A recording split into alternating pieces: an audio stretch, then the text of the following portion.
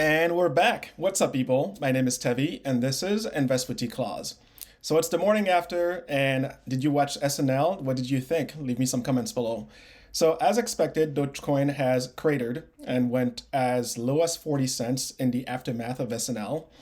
But let's put things into context, right? There's, I'm sure, going to be a lot of headlines about how, it flopped and how, it was a bust, similar to Dogeday. Well, we went from on May 1st, 37 cents or so, to on May 7th, 70 cents, right around there.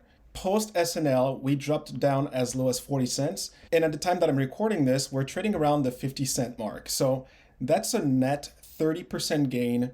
Despite the ups and downs, that's about 30% gain within 1 week, right? So let's keep that in mind. And this truly doesn't change my views on Dogecoin and where it's going. The reality is, we're going to get a bunch of articles, and it already started, about how Dogecoin, basically plummeted after SNL and how it was a bust. Very similar to Dogeday, right? Remember on Dogeday, Dogecoin took a dip because, again, people sold into the event, took some profits off the table. And then shortly after, it ran up. And this is exactly what I expect will happen here. Now, I don't want to make predictions, but I'll go out on a limb here and say that by end of June, we're likely going to see Dogecoin at $1 or more. And why do I believe that? Well, there's a couple of things, actually. As I'm recording this, Gemini came out and announced that they will now allow you to earn interest on your Dogecoin holding. And that's going to be to the tune of 2.25%.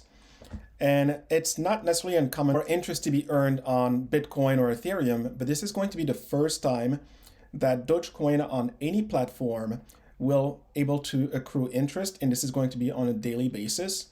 And that's going to apply to the US and Singapore. Now think about that. And the second reason, and this is literally breaking as I'm recording this, so I actually had to edit this section that I'm going to talk about back in, even though I'm closer to the end of the video right now. And that's the fact that SpaceX is now accepting Dogecoin as a payment to launch a lunar mission, and that's going to be next year. And I'll read the quote here, and it says, "We're excited to launch Doge 1 to the moon," said Vice President of Commercial Sales Tom Ochinero. So this is massive, right? And actually, I'm speechless. I'm just going to leave it there. So the last thing to address on Dogecoin here is, what did I do specifically, right? And so last night, I did tell you guys that if it drops, which again, I expected that it would, I would simply buy more. And that's exactly what I did. And I'm actually glad that I did, given the news that just came out from Gemini and SpaceX, allowing you to purchase with Dogecoin now. So I'm not even sure what the price is right now. We'll check that out a little bit later in the video, and we'll talk through that. But now switching gears to Ethereum, so let's talk about that. All right, so moving on to Ethereum and why I believe that it has so much potential and you should probably consider it for your own portfolio. The best analogy that I can come up with is, think about the internet, but now think of it as a massive decentralized software platform on which people can build their application and optimize them. When you think about new crypto projects, many of them are being built on top of the Ethereum network. Financial institutions can transact faster than ever before around the world. The reality of it is blockchain technology has tremendous potential. Think of art, financial systems, as well as education. We're just now starting to scratch the surface of what we can do. And when you really think about it, this transition to a digital world is being built and powered by the likes of Ethereum and Cardano. Now, as I said, today's video is going to be focused on Ethereum, so I'll try to stay on task here. And to help us talk through it is going to be Megan Casper. She's the co-founder and director at Magnetic. And the reason why we're going to be hearing from her is because she got it right back in January, right? So it would be interesting to hear what her thoughts are on where it's going and the why behind it. So let's get into it. Called it. So, we're here in those mid 3,000 levels. So what's next? Well, since January, we've had two major network announcements for upgrades on Ethereum, which are a part of the Ethereum 2.0 rollout. This will be the EPI 1159 in July, and then the shift from proof of work to proof of stake in November or December. These changes will make Ethereum's transaction fee structure shift. Fees are going to be burnt. The asset itself will be deflationary, and there will be a negative inflation rate. We'll also see the elimination of mining, which the shift of proof of stake will, for block validation, reduces carbon footprint by 99.9%, making Ethereum a green technology.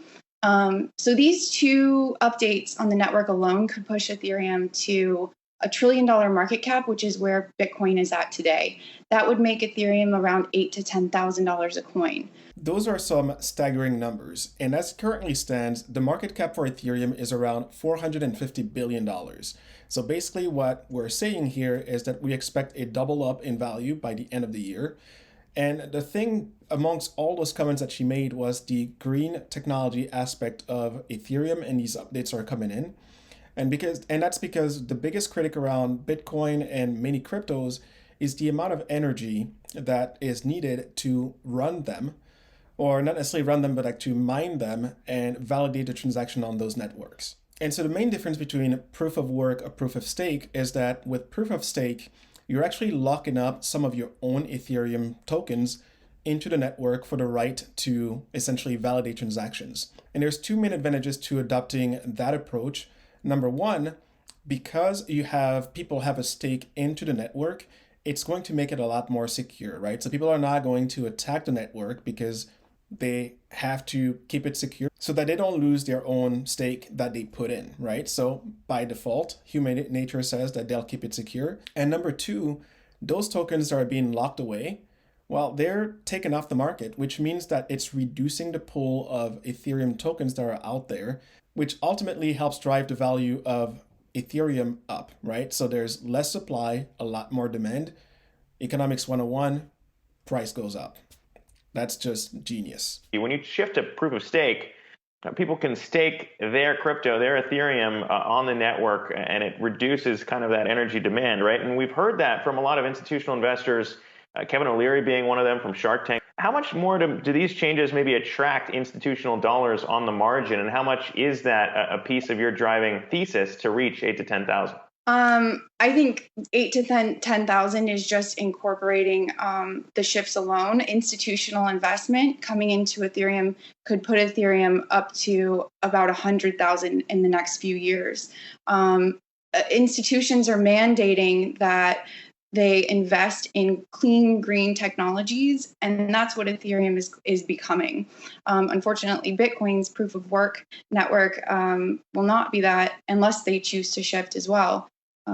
So I think those things taken into calculation will drive the price drastically from an investment standpoint and thesis for institutions. So really the base case here, 10K is strictly network updates. If you throw in institutional interest, it goes much, much higher. And if you've been following my videos, you already know that institutional interest in Ethereum is going through the roof. We're talking ETFs that were already approved in Canada. Visa, MasterCard, and other banks are all in. And there's now new applications for more ETF that are going to be specific to the US as we move forward.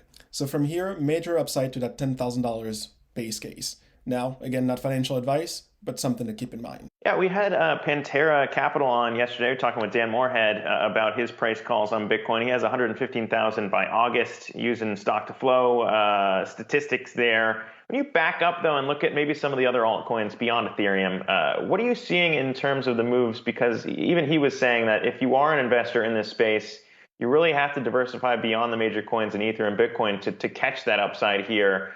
Because that's where he's seen the most action. I don't know if you want to include Doge in there too, but what are you seeing on that front? Yeah, in order to achieve the greatest alpha in the asset class, you do need diversification, and that would include other altcoins. We sort of see a trend in the cycle of altcoins that are gaining a lot of traction. First, we saw DeFi in late summer last year. Early this year, we're seeing NFT chains. And now hard forks, today BCH, Ethereum Classic, and Doge. Again, Doge is just a hard fork of Litecoin. And yeah, Zach, as you alluded, Doge is the most top performing crypto asset of this year. I love how they snuck in the shout out to Dogecoin, but this goes back to my point yesterday of diversifying into other cryptos. There are a ton of projects out there that have a very bright future ahead of them. And so being able to diversify into some of those, and that doesn't mean that you're trying to own everything under the sun, but simply that, identify 3 to 5 that you believe have massive upside potential, and concentrate into those and invest heavily, right? So that in a few years, or the way crypto goes, maybe like next week, you hit the moon. But all joking aside, how do you identify a successful project? Well, it's looking at what is the technology that the platform is trying to solve, the project is trying to solve. And number 2, how are they going to be able to scale it? And when I think of Ethereum, they're essentially creating a global ecosystem, so scalability is there, on which you can transact and transfer data in whatever way, shape, or form that it takes. Can't beat that. When you look at the comments that have come from the SEC so far in terms of how they're looking at regulation, has that risk shifted at all for you in terms of the regulatory headwinds that could come? No, I don't think so. I think that this asset class in and of itself is a representation of a new wave of finance that's coming. And just like with any investment, I see this asset class as sort of early stage investing at this point until all assets are tokenized. Eventually the stock market will be tokenized, presumably on the Ethereum blockchain. Now, I want you to think about the implications of our last statement. And if you doubt that we're moving in that direction, I want you to consider this. Binance, which is currently the largest crypto exchange by volume today, has already tokenized some stocks. So think of Apple, MicroStrategy, Microsoft are already on there, and there's a bunch others, as well as Bittrex, which is another crypto exchange. And you can see by the list scrolling on the screen here that they have Tesla, Google, Amazon, the SP500 is tokenized on there, Moderna, PayPal, Neo. I mean, you get the picture. And so the next logical question would be, what is the benefit of getting tokenized? You can see on the screen here that there's multiple reasons, but the one that jumps out at me is the fact that you are now essentially opening access to equities on a global scale, which then allows more people to participate. Now, Ethereum in a big part is helping us move in that direction, which means that this is going to be a multi-year shift and a growth story. And you got to ask yourself, do you want to be part of it, or are you going to sit on the sideline and just watch it happen? Personally, the answer is clear for me, but again, not financial advice, something that you're going to have to decide for yourself. All right, people, so it's time for the weekly performance review by percentage gain or loss for the portfolio, and I'll bring it up on the screen here. And so I'm not going to walk through, all the ups and downs. What I will say, however, is that it's been a year since I started my account with $600, the original deposit. And now exactly a year later to the day, I've crossed into 6 figures thanks to the 10% or so gain that's kind of moving around on the screen here.